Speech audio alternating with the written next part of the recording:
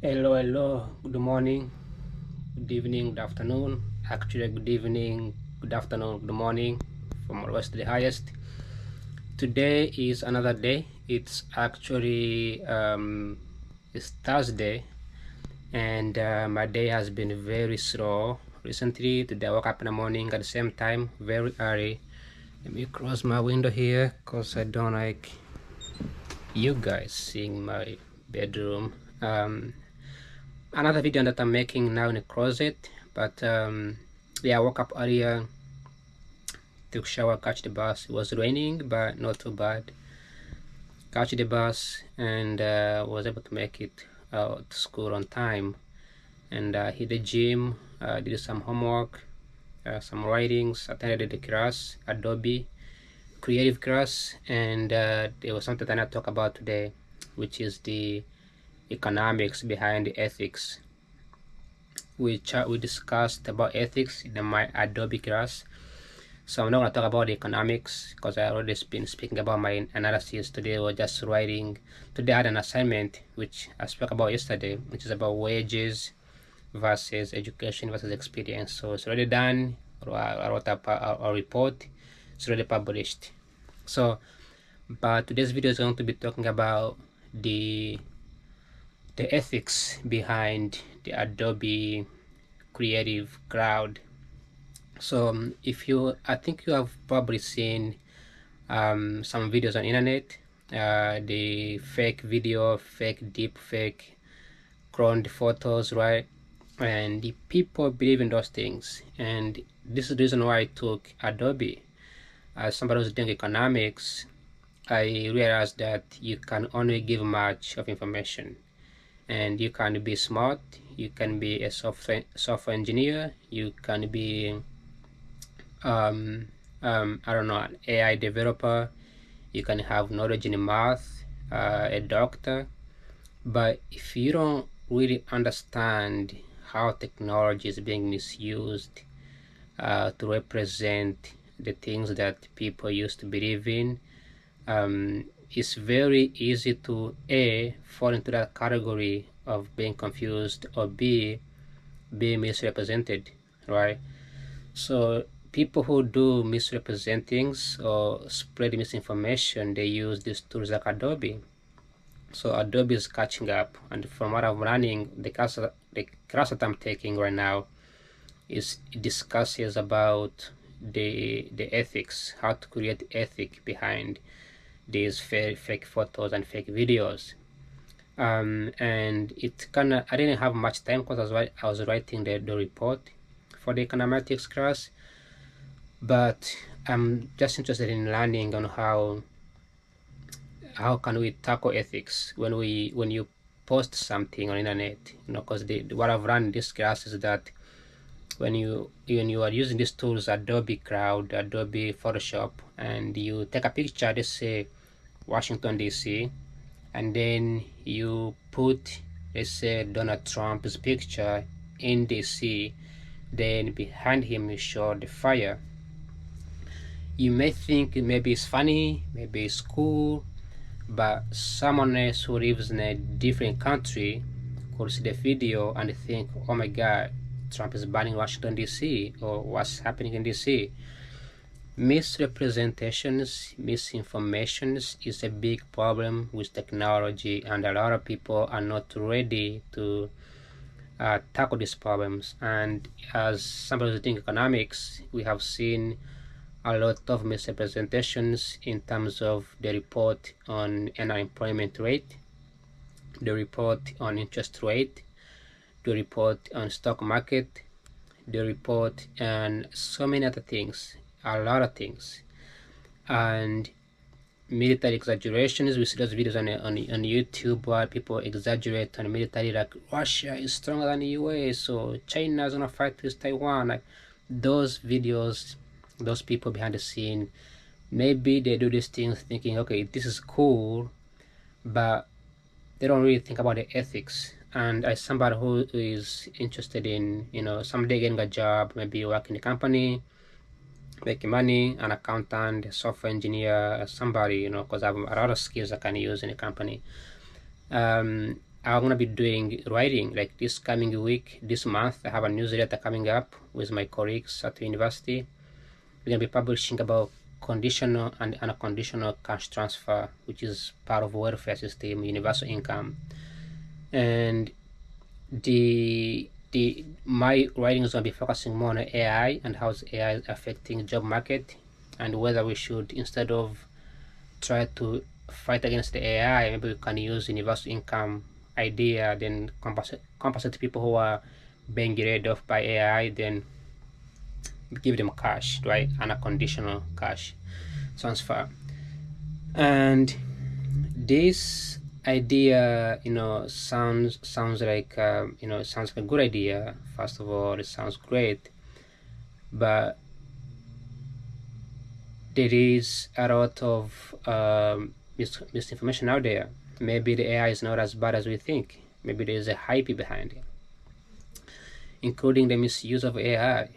But I have seen videos like Bigfoot, where a big, gigantic gorilla is making racist remarks, or making racist comments. Like, people find this funny, some they don't, some misinterpret, and each generation is different. So you have before, people did not really get a chance to believe in phones technology. People did not use technology before.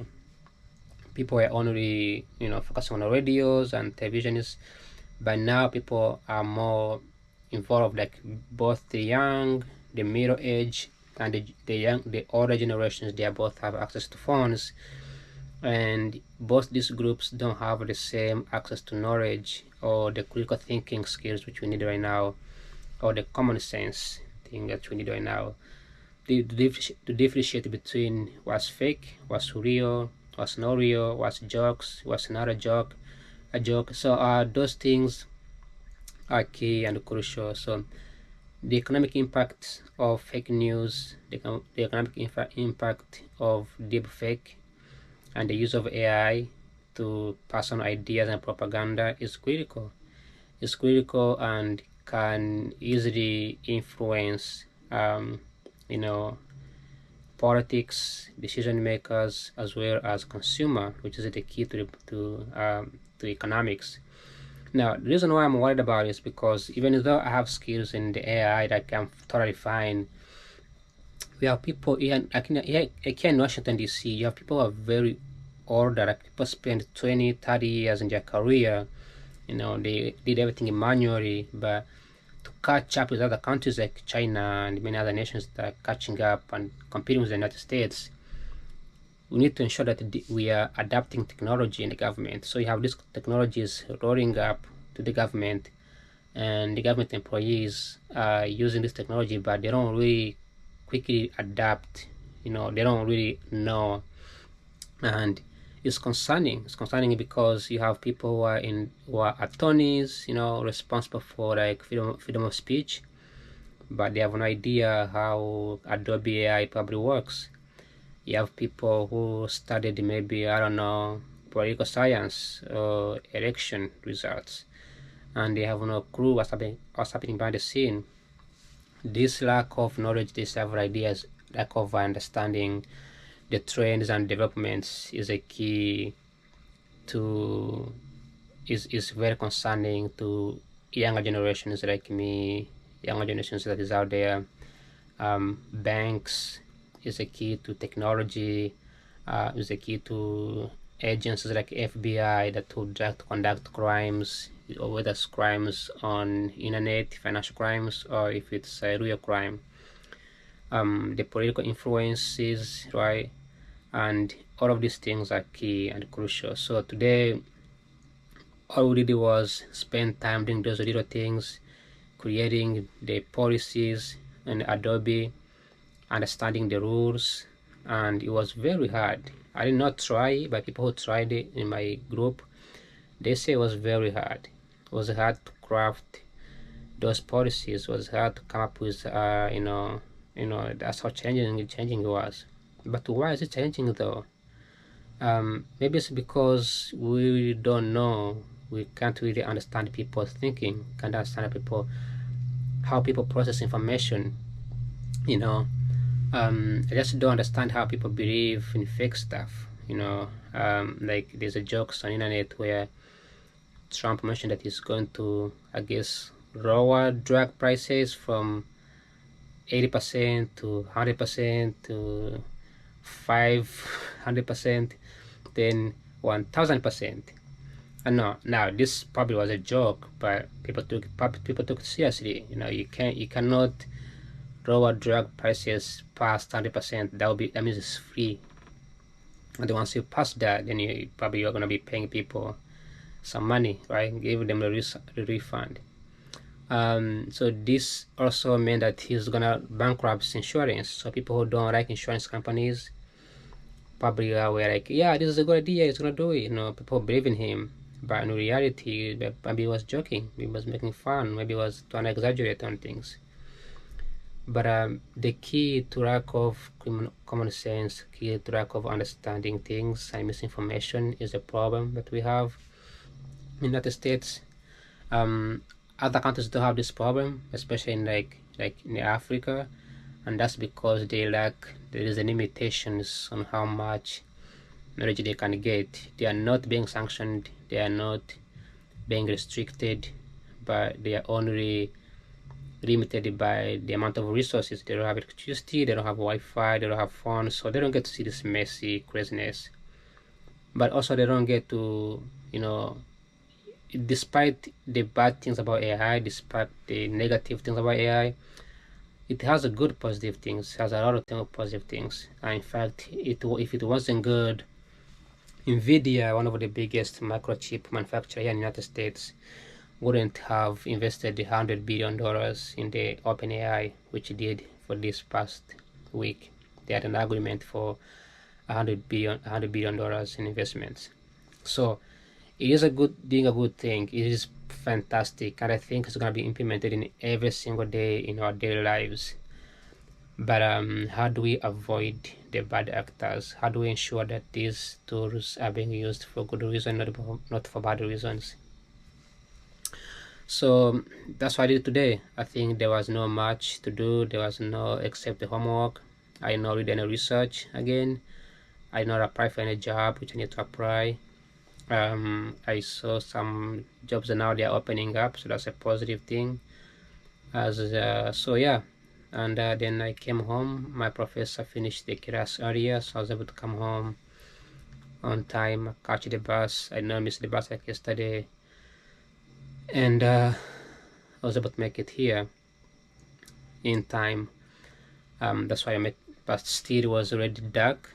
It was already past 7 o'clock, and when it past 7 o'clock, it's dark here in DC, so I have to make my videos in a closet. But again, this is another day. If you're watching this video, that means I've been consistent. I'm making a video every single day. No tidiness, nothing, just making a video, saying something all the time. It doesn't matter what I say, it doesn't matter what I express. These are just my ideas, and I try not to attack anybody. I try not to point a finger on somebody. I just try to express my ideas and what I think, then connect those ideas to technology, policies, Washington DC, in the Silicon Valley, areas that I've been in, areas that I've lived in. I've lived in Silicon Valley, I've lived in DC, I've also lived in Los Angeles. So I try to connect those two things and blend in a little bit about Africa because I'm from there, and even though I haven't gone for 9 years. But other than that, I think that's all I have for today. And again, if you found this video, whether it's helpful, whether not, just consider subscribing, because the goal is to keep doing this more and more and more. It's not that easy to go on a camera like this to make a video. Like it's the hardest thing I ever do, and maybe someday I'm gonna be outside doing the audio stuff, but for now, to speak for 15 minutes non-stop without any editing, nothing, is a good experience to have. This is like giving a speech in the public, talking to people. Ideas keeps coming up and over and over and over. So again, thanks for watching, and I will see you tomorrow in the same time. Hopefully I'll get home earlier. Thank you, like always. Bye bye. Ciao, ciao.